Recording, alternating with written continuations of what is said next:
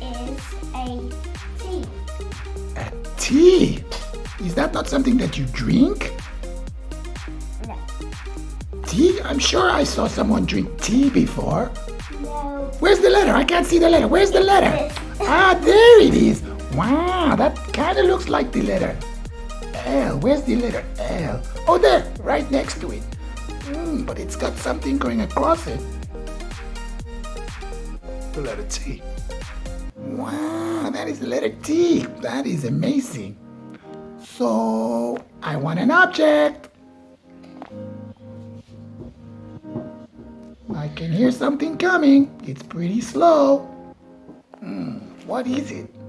Oh, it's behind me. Wow. That is very slow. Kind of like my grandma.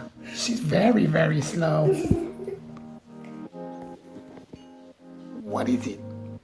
It's a tortoise. A tortoise? It kind of also looks like my grandma. He's got a wrinkly face. Wrinkly face. And some saggy skin. But he's beautiful. So, what is this big thing on its back? It's a shell. It protects itself by hiding in it from predators. Wow, it's got a shell. Is it hard? Oh, wow, that is very hard. Oh, wow, you're not getting in there. No.